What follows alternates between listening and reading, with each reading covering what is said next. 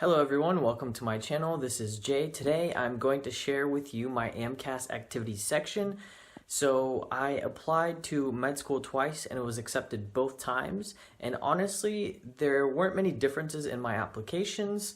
Between the first and the second, there were two main things that changed. First was my MCAT. I improved my MCAT score by about 7 to 10 points the second time around. And then in my AMCAS activities section, I had a new experience which I marked as most significant. So let's get started with my AMCAS activities section. And if you want to learn about the rest of my story of how I got into med school and what I did during my gap years, please take a look at the video in the description below. Let's get started. Alright, so the AMCAS activities section. So in this section, you can list up to 15 activities, 3 of which you can mark as most significant, and then you have some more word count to expand on it. Typically, the activities section, your word count is very limited, so you have to be as concise as possible. So I put my 15 activities in order of non-medical or non-clinical, medical or clinical, and then my most significant at the end. So I'm going to do this in a 2-part video series just because it allows me to expand more, and the video isn't 3 hours long. So let's start with my non-medical or non-clinical activities. I actually had more of these than I had clinical, and I'll explain why a little bit later on.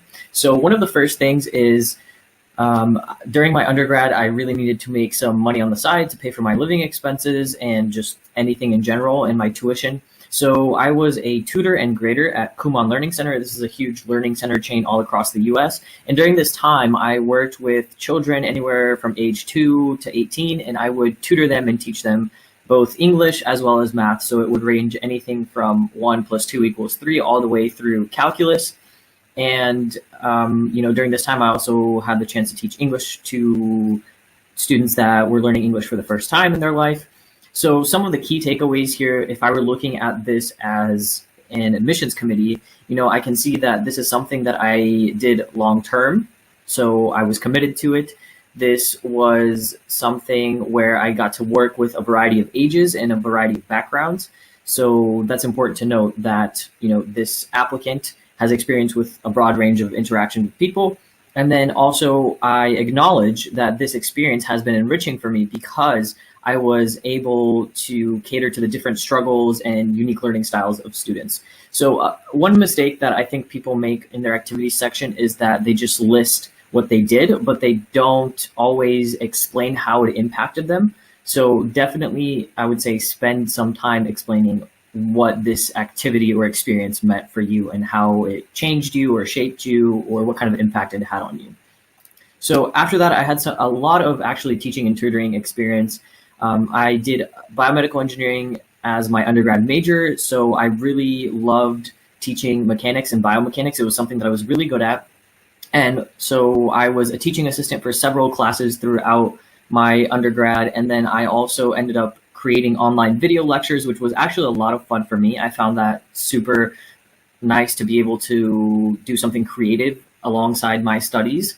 And not only did the students in my course end up watching these videos, but just anybody that was on YouTube. Some of them ended up getting like 10,000 views, which was amazing for me that people actually appreciated and learned from my videos. So again, some of the key takeaways of looking at this is I did this rather long term, right? Over the span of 2 years, three different courses. I was investing a lot of hours into this. And again, I emphasize how I tried to accommodate different learning styles and then also integrating teaching, but also my creativity by creating these videos. So something that I think we often get bogged down on when we're filling out our AMCAS is the hours. We stress how many hours, counting down the hours specifically. But what I view as more important is again, explaining what kind of impact this experience had on you and not necessarily how many hours you committed to that. Of course, it's better if it's something that you did long term because then you will have more of an impact that you can talk about. So moving on from this experience, I yet again had another teaching experience. I was an ACT prep tutor. So my undergrad institution, the School of Medicine, would do every summer an ACT prep course for high school students that were interested in pursuing medicine in the future, which was, I thought, really cool, something I would have loved to experience as a high school student. And again, I did this long term. So from 2014, my freshman year, all the way through my senior year. And So that again shows that I have long-term commitment. And when you have a long-term commitment with this, it also shows that if you did this once and then you're going back and doing it again, it means that people like you and appreciate you, right? People are valuing what you are doing. So you're building a relationship with that employer or with that institution or with that community. So I had the chance to work with the same employer all throughout 4 years, and we built a very strong relationship, even though, right, I only taught, let's say, 20 hours each summer. It wasn't that large amount of time, but outside of those teaching hours, we were still building a professional relationship and discussing different subjects within the School of Medicine, but also within diversity.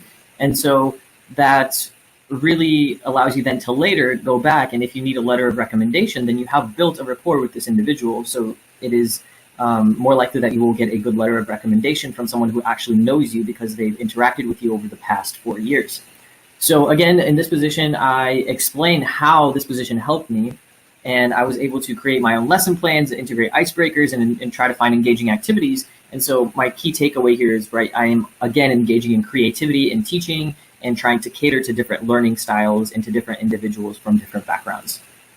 So after that, at my undergrad institution, we had a pre-health club, and pretty much every pre-med that is interested in going into med school takes part in pre-health club. And every semester we were required to have 15 hours of community service. And that would be anything from, working at blood drives to runs to just anything that they had that they could offer us. And again, I did this rather long term. So you can see that, yes, this isn't directly clinical or medical, but it was still somehow medically relevant, and I was doing medically relevant volunteering. And I also worked with incoming students to be a pre-health ambassador and kind of help them decide what major they wanted to go into, or if they were pre-med, what kind of classes they should take. So again, this shows commitment long-term to community service, because I did this over the span of 3 years. And then also the fact that you're helping others coming in and explaining what you have lived through and helping to mentor them, that shows that you value mentorship to others, which is, I think, critical, especially when you go into medical school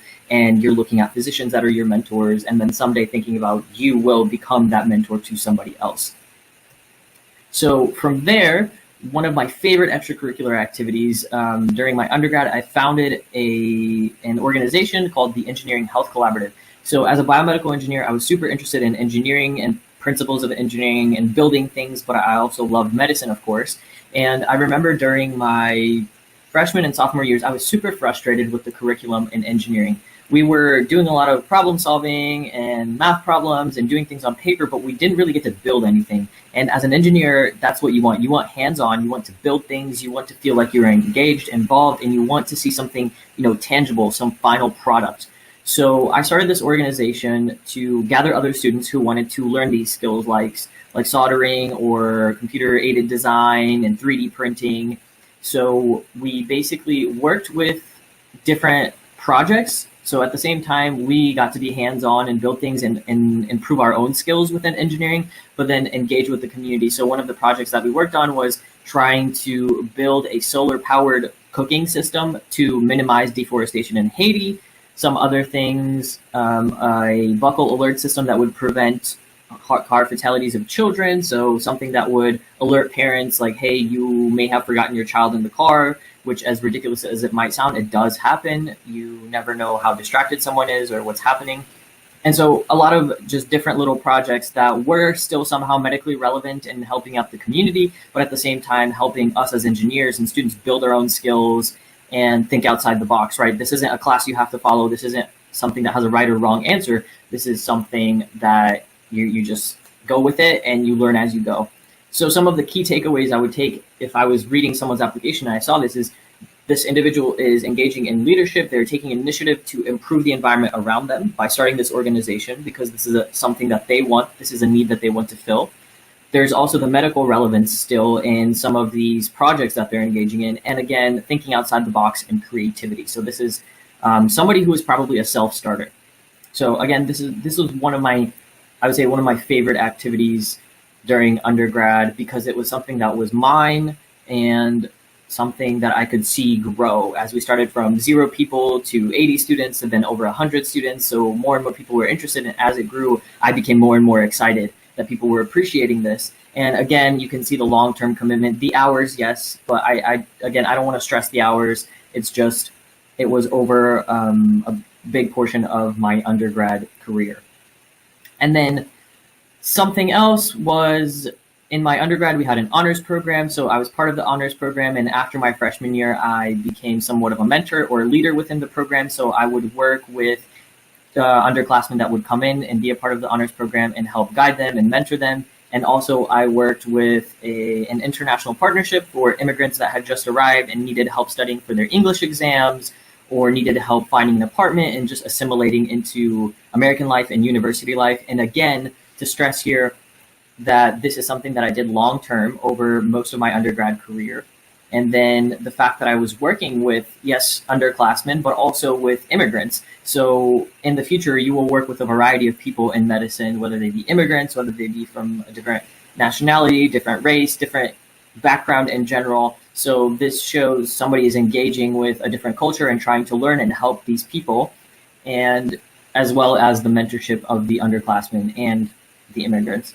So this is something that is quite key again. And you can see there's this pattern of the things, of the key takeaways of my activities, right? Long-term commitment, working with a variety of people, providing mentorship, and engaging in creativity and creative solutions. So this is kind of a narrative that is being built that will also supplement my personal statement. And then the last thing that's in my non-medical activities is the honors, awards, and recognitions. So here, basically, you just list any awards, scholarships that you have received. And I think you can explain in this section, if you received a scholarship, how it impacted you. But if you want to just provide a listing, that can also be helpful to show admissions committees, like, this person is driven, this person takes initiative, they keep trying and applying for these things. And yeah, in general, there's different things that you could take from this particular part of the activities section. So I definitely recommend listing all of your awards and honors and scholarships in one box rather than trying to split them separately, because you can fill those activities with other more important things than just one scholarship that you received. Unless it was one that really impacted you, and you can go into saying how it allowed you to take time to focus on your studies, to volunteer, to help others, then definitely group them all together. So that is the first part of my activities section, the non-medical, non-clinical activities. And I'm going to end the video here today. So if you want to see the second part, where I list my medical activities and my most significant activities, tune in for part 2 coming soon. And don't forget to subscribe if you are interested in watching more of my videos. And also check out my blog in the link below and my journey of how I got into med school. So I'll see you guys next time. Don't forget to subscribe.